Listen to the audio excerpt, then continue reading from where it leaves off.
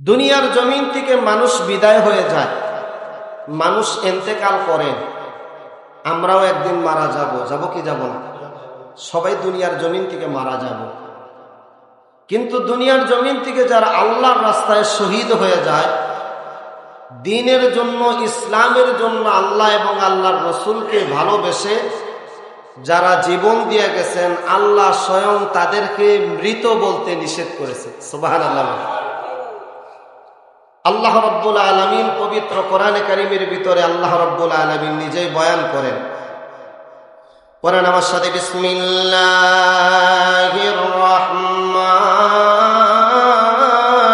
রহিম। ওয়ালা তাকুলু লিমান ইউকতালু ফি সাবিলিল্লাহি আমওয়াত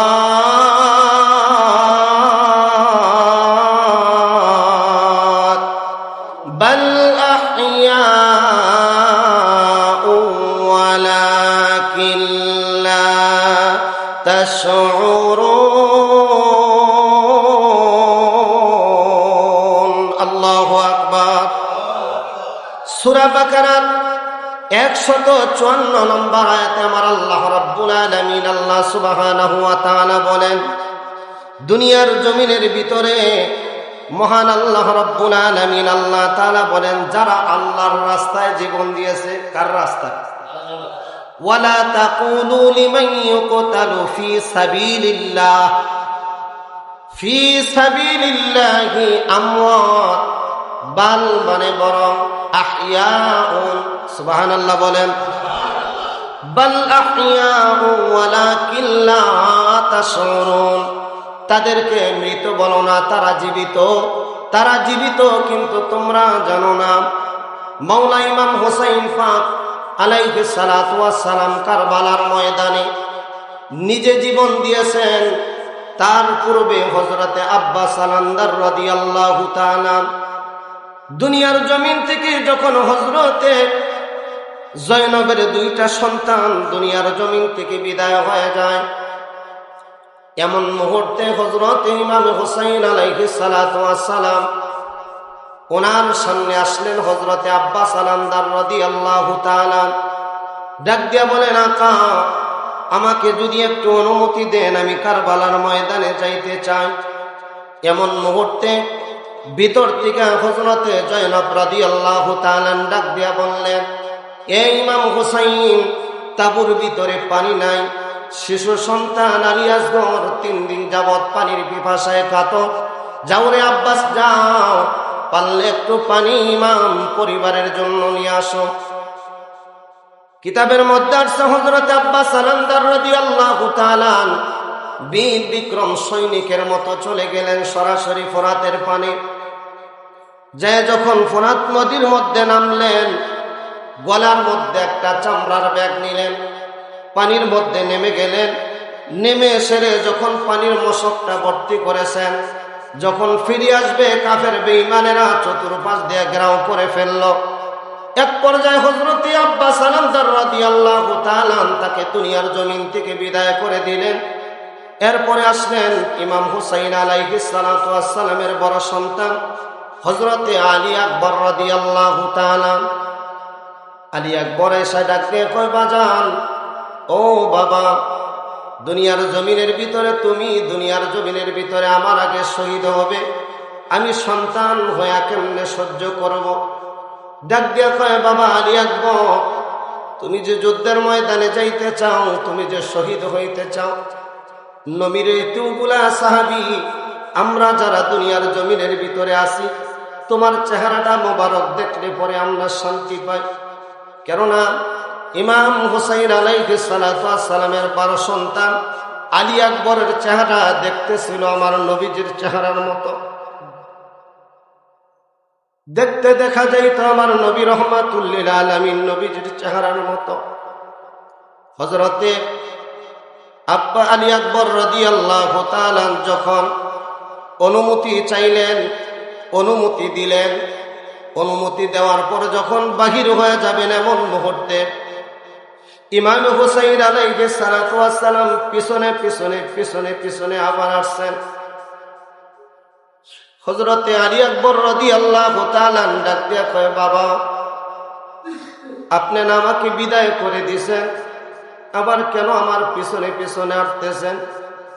হযরতে মাওলা ইমাম হুসাইন পাক ডাক দিয়া কয়, বাবা আলী আকবর রে, তুমি হইলা আমার বড় সন্তান।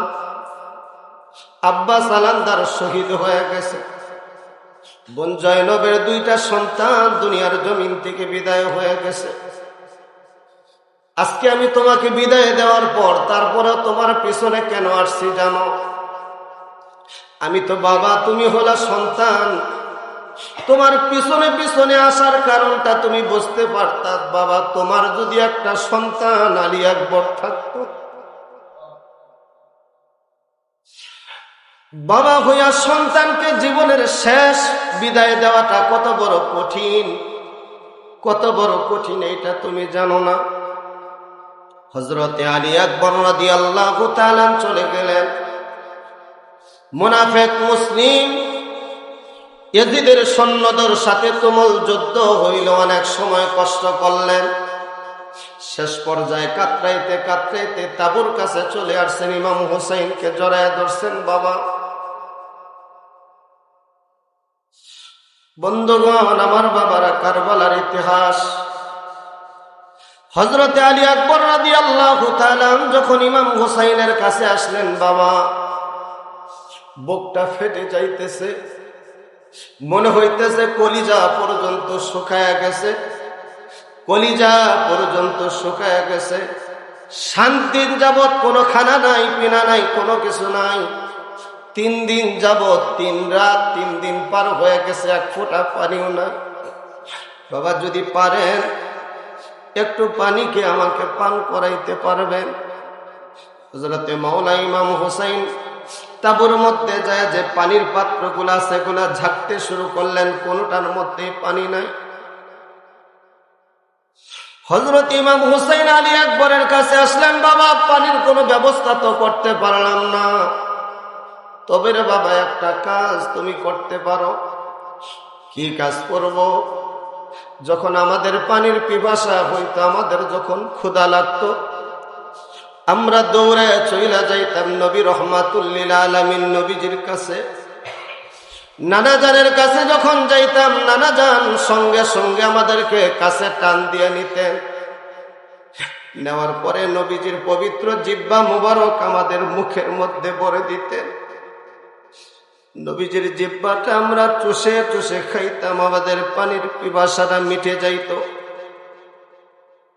হযরতে ইমাম হুসাইন ডাক দিয়া কয়, বাবা আলী আকবর রে, শোনো, আমার এই পবিত্র জিহ্বাখানা তোমার মুখে দে, তুমি একটু পানির পিপাসা মিটায় নাও।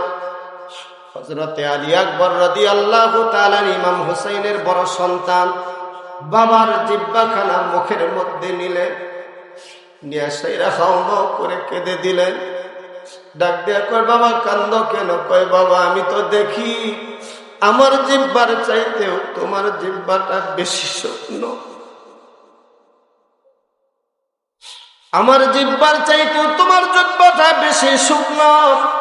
হযরতে আলী আকবর রাদিয়াল্লাহু তাআলা শহীদ হয়ে গেলেন।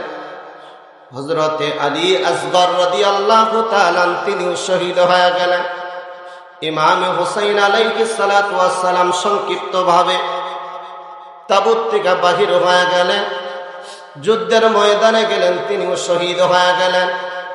শহীদ হয়ে যাওয়ার পর ইমাম হুসাইন আলাইহিস সালাতু ওয়াস সালাম শহীদ হওয়ার পূর্বে যখন তাবুত থেকে বাহির হয়ে যাবেন, পবিত্র পোশাক মোবারক পরিধান করছেন।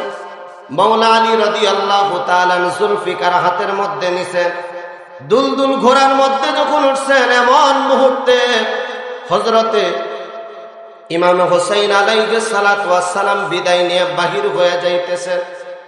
এমন মুহূর্তে দেখে ঘোড়ার মধ্যে উঠছে, কিন্তু ঘোড়া আগায় না, ঘোড়া সামনের দিকে আগায় না। কি হইল, ঘোড়া আগায় না কেন?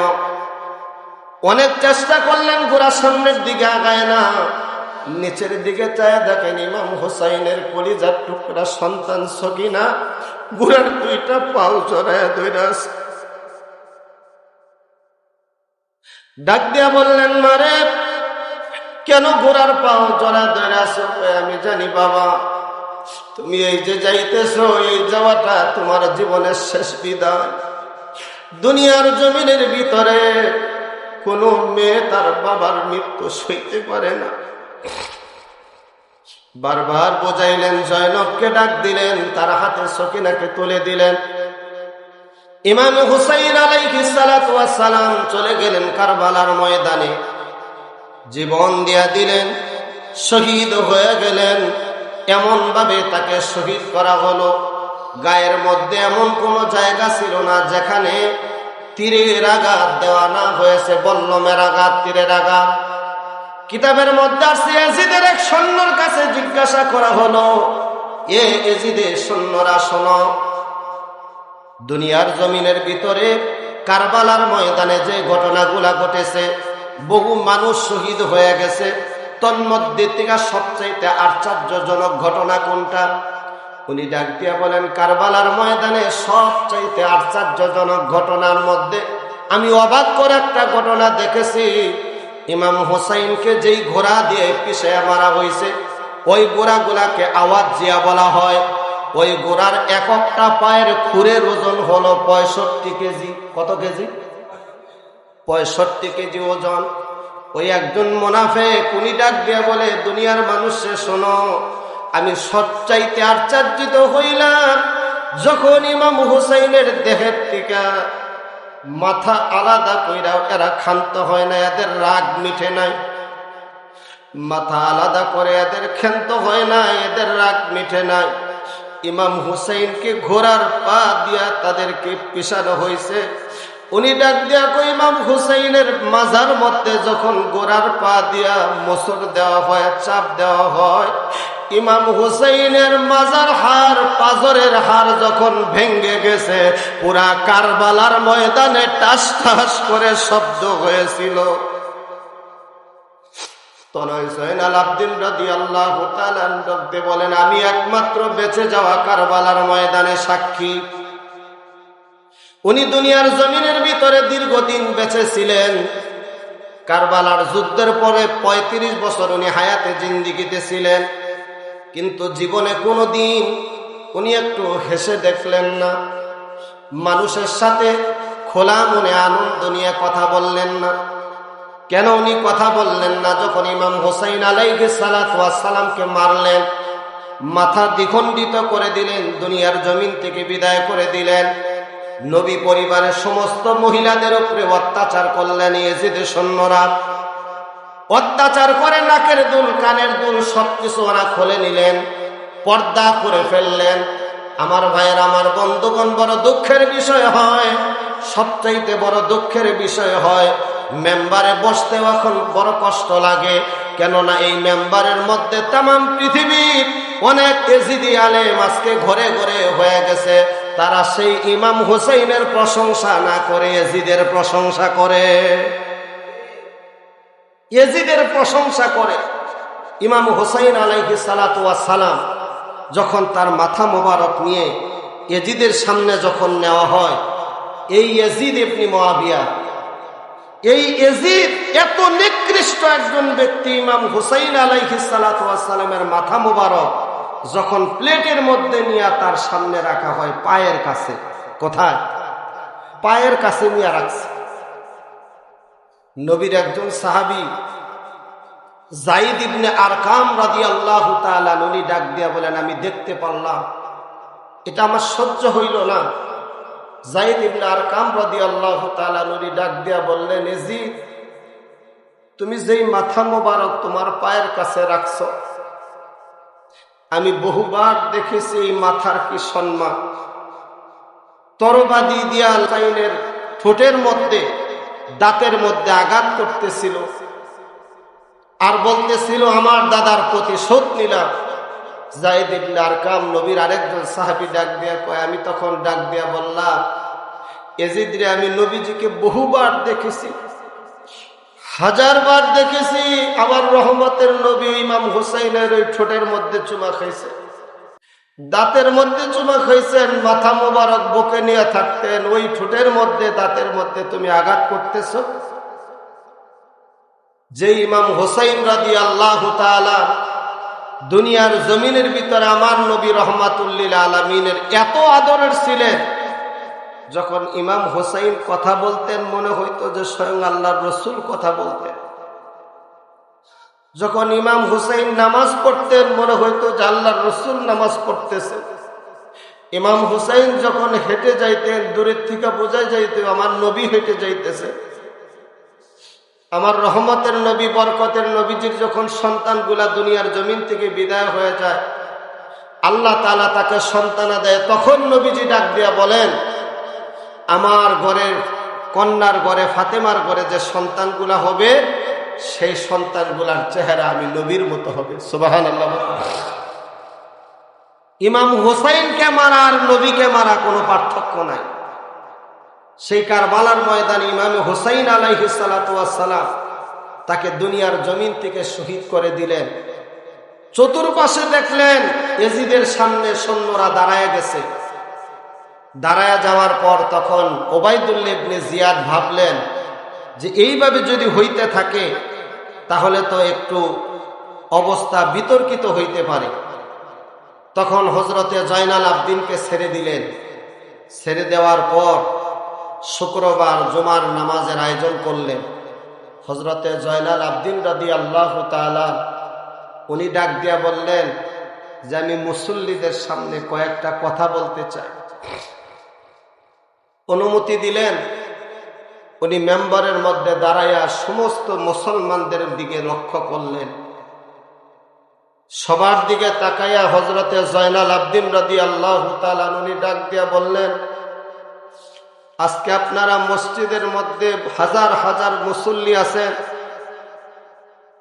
আপনাদের কাছে আমার একটা মাত্র প্রশ্ন, আমার বাবা ইমাম হুসাইনের দোষটা ছিল কি? এটা বলার সাথে সাথে মসজিদের মধ্যে কান্নার রোল পড়ে গেল। এমন ভাবে কথাটা বললেন প্রত্যেকটা মানুষের হৃদয়ের মধ্যে গিয়া লাগলো।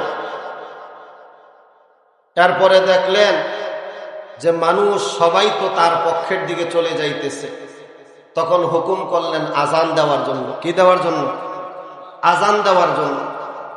আজান যখন দিলেন, প্রথম আজানের সময় আল্লাহু আকবার আল্লাহু আকবার, জয়নাল আবদিন চুপ রইলেন। দ্বিতীয়বার যখন আজান দিলেন আশহাদু আল্লা ইলাহা ইল্লাল্লাহ, তখনও চুপ রইলেন।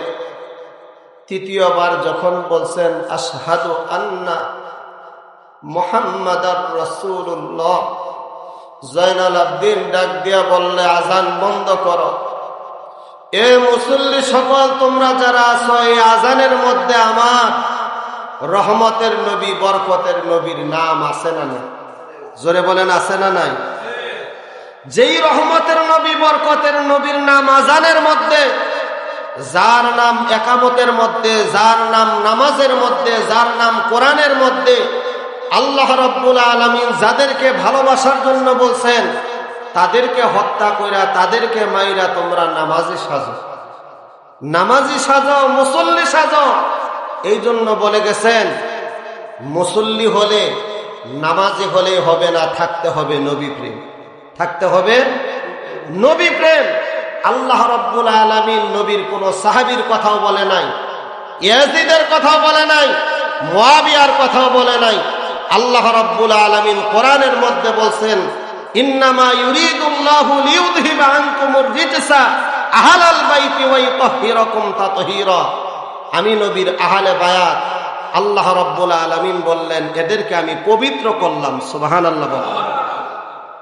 সেই নবীর আহলে বায়াতের মহব্বত আমাদের অন্তরের মধ্যে রাখতে হবে। ইসলামের মধ্যে আজকে বিভিন্ন ফিতনা, বিভিন্ন রকমের গুজব ঢুকে গেছে। একদল আছে যে নামাজ পড়ো, রোজা করো, হজ করো, যাকাত দাও, ইবাদত বন্দেগী সব করো, 5 ওয়াক্ত নামাজ পড়া যা মনে তা করো, গা সব মা। আস্তাগফিরুল্লাহ। 5 ওয়াক্ত নামাজ পড়া যা মনে হয় তা করো গা, কয় সব মাফ হয়ে যাও গা, নামাজে সব গুনাহ মাফ করে দিও। নামাজও পড়তেছে, জিনাও করতেছে, নামাজও পড়তেছে, সুদও খাইতেছে, নামাজও পড়তেছে, খারাপ কাজও করতেছে, নামাজ পড়তেছে, মানুষের মাল মেরা খাইতেছে। আল্লাহ রাব্বুল আলামিন কোরআনের মধ্যে ডাক দিয়ে বলছেন, ইন্না সালাতা তানহা আনিল ফাহশাই ওয়াল মুনকার। প্রকৃত নামাজি ওই ব্যক্তি, প্রকৃত নামাজি ওই ব্যক্তি যে সমস্ত গুনাহের থেকে মুক্ত। সুবহানাল্লাহ বলেন। নামাজ সে সমস্ত ফাহশা কাজ থেকে তাকে মুক্তি রাখবে। এই জন্য নামাজ, প্রকৃত নামাজি ওই ব্যক্তি হবে যার মধ্যে আল্লাহ এবং আল্লাহ রসুলের ভালোবাসা আছে, নবীর আহলে বায়াতের ভালোবাসা আছে, নবীর মহব্বত আছে। এই জন্য আমরা দুনিয়ার জমিনের ভিতরে আল্লাহ যতদিন রাখছেন, অন্তরের মধ্যে নবীর আহলে বায়াতের মহব্বত রাখবেন, মৌলা ইমাম হুসাইনের মহব্বত রাখবেন, মৌলা ইমাম হাসান রাদিয়াল্লাহু তাআলা তাদের মহব্বত রাখবেন। যে যাহাই বলুক গা, আজকে একদল যারা বাহির হয়েছে যে বলে মিলাদ পড়া যাবে না, নবীর দরুদ ও সালাম পড়া যাবে না, নফল নামাজ পড়া যাবে না, তরিকা নেওয়া যাবে না, বায়াতে রাসূল গ্রহণ করা যাবে না, সে এজিদের দলের 22,000 লোক শেষ হয়েছে। আছে না?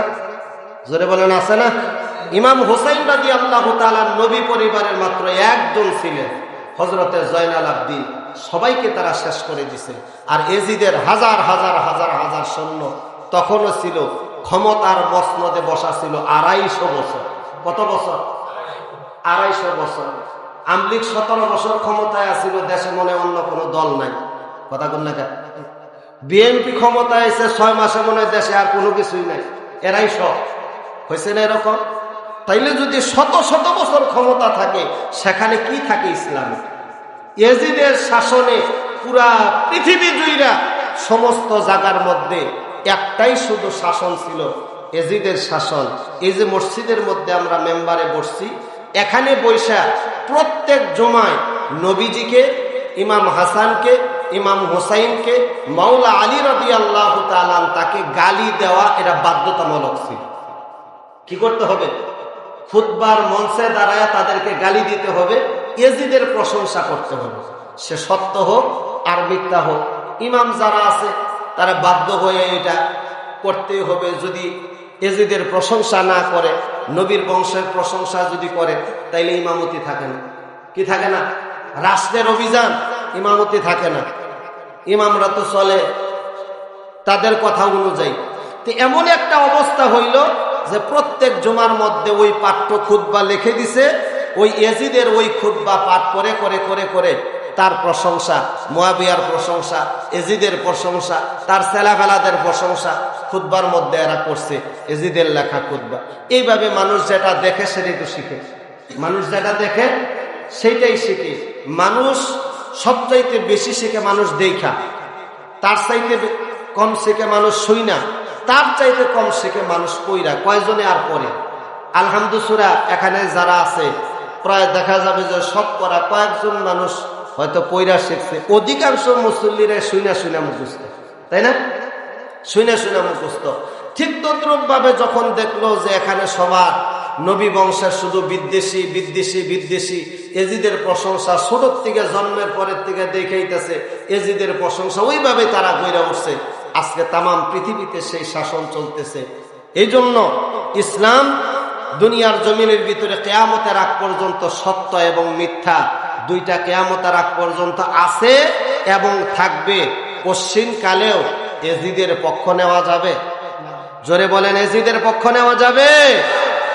আজকে ইমাম হুসাইন আলাইহিস সালাতু ওয়াস সালামের নাম আল্লাহ রাব্বুল আলামিন জান্নাতে সর্বপ্রথম রাখছে। সুবহানাল্লাহ বলেন। যাদের নাম নিলে ইবাদত হয়, সুবহানাল্লাহ বলেন। ইয়াজিদের নাম কেউ রাখছে? আমি বলি, আমার এক ক্লাসমেট শিক্ষক ইয়াজিদের প্রশংসা করে, তখন বললাম যে তাহলে আপনার এক ছেলে এক মেয়ে, একটার নাম ইয়াজিদ রাখেন, একটার নাম ইয়াজিদ রাখেন। কয় কেন ইয়াজিদ রাখবো? তাহলে আপনি যে বললেন ইয়াজিদের প্রশংসা করতেছেন। কয় ইমাম হুসাইন আলাইহিস সালাতু ওয়াস সালাম তো উনি গেছিলেন কারবালার ময়দানে সে ক্ষমতা পাওয়ার জন্য। আস্তাগফিরুল্লাহ, না, সহিহ সনদের মধ্যে আছে 40,000 মানুষ আহ্বান করছেন, হাজার হাজার চিঠি ইমাম হুসাইনের কাছে গেছিল, আপনারা আসেন, আমরা ইসলাম ধর্ম গ্রহণ করব, আমরা সত্যকে গ্রহণ করব, এতগুলা মানুষ ইসলাম ধর্ম গ্রহণ করবে, তাদেরকে কালেমা পড়ানোর জন্য গেছেন। ইমাম হুসাইন আলাইহিস সালাতু ওয়াস সালামের ক্ষমতার কোনো লোভ ছিল? ক্ষমতার কোনো লোভ ছিল না। আল্লাহ তাআলা তো তাদেরকে বাদশাহী দান করছেন। সুবহানাল্লাহ বলেন। নবীজিকে আমার আল্লাহ বলছেন, নবী গো, আপনি যদি চান উহুদ পাহাড়কে আমি স্বর্ণ বানায় দিব। আল্লাহর নবী বলছেন, না, আমি উহুদ পাহাড় স্বর্ণ চাই না, আমি চাই আমার উম্মতের নাজাত। সুবহানাল্লাহ বলেন। এই জন্য যারা আমাদের জন্য সত্যকে রেখে গেলেন, সেই সত্যের বাণী আমরা পৌঁছাইছে, আমাদের দিলের মধ্যে আছে। সেই মওলা ইমাম হুসাইন পাক পাঞ্জাতনের মহব্বত, নবীর আহলে বায়াতের মহব্বত নিয়ে জীবনের শেষ নিঃশ্বাস ত্যাগ করা পর্যন্ত আল্লাহ তাআলা যেন আমাদের থাকার তৌফিক দান করে। সকলে বলি আমিন।